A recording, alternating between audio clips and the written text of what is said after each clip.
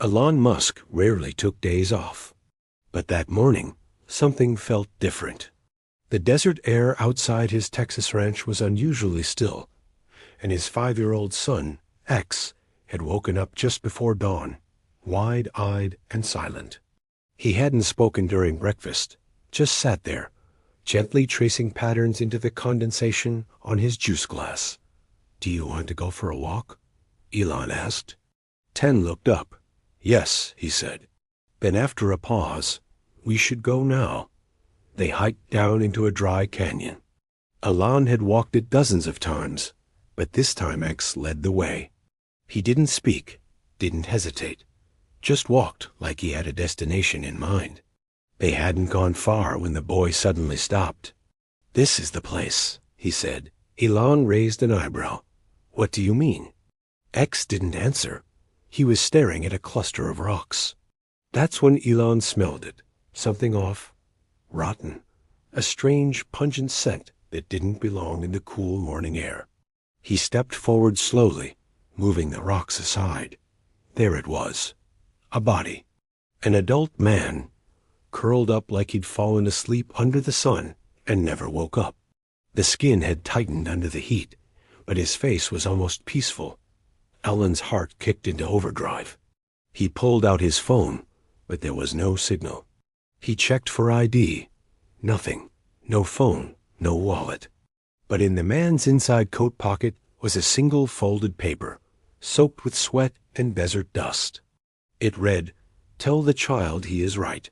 The fire will come. And it will not come from man." Elon stared at the message, then turned to X, but the boy wasn't afraid.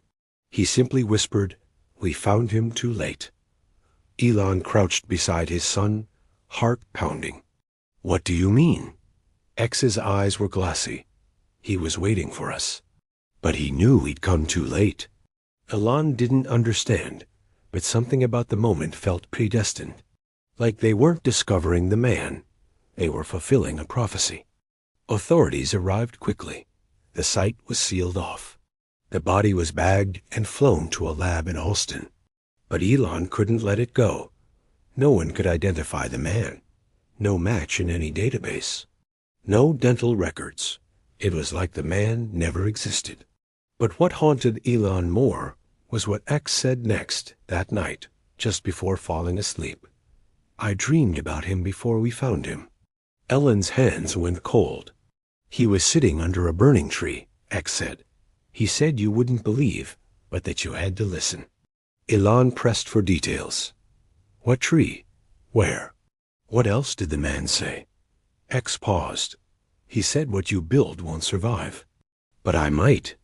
Elon sat in silence after that, staring at the wall long after X fell asleep. He pulled out the crumpled message again. The words crawled in his mind like living things. Then came the photo. Recovered from a cracked camera found near the rocks. One last image stored in memory. Elon opened the file, expecting a landscape or perhaps a wildlife shot. It was X, taken from a distance, standing alone in the canyon. Time-stamped 2 days before they had gone walking. Elon felt the room spin. He brought in his tech team to analyze the image metadata. Everything checked out. No signs of tampering. The camera had been damaged in the sun and dust, but the file was real. He didn't tell anyone else. Not yet. That night, Elon watched X sleep, a notebook in hand. He began writing down every detail of the day. The body, the note, the photograph, the dream. Pattern was emerging, but he couldn't see it yet. He began looking through surveillance footage from the property. He scoured old weather satellite records. But none of it explained what was happening. And still, X kept dreaming. "He told me where to go when the fire starts," the boy said one morning. "I remember it now. There's a big stone, a broken cross, and a door underneath." Elon, though shaken, started researching. He combed through biblical passages. Revelation, Isaiah, apocryphal texts. The symbols started overlapping. A burning tree, fire not from man, a hidden messenger. He started seeing things differently, not as a scientist or a businessman, but as a man being pulled into something ancient, something sacred. He even contacted a Jesuit scholar in Italy who specialized in prophecy. When Elon showed him the note, the man went pale. "I've seen that handwriting before," the priest whispered. "In a manuscript from the 1600s. It was written by a man who claimed to be sent by a child. That was enough."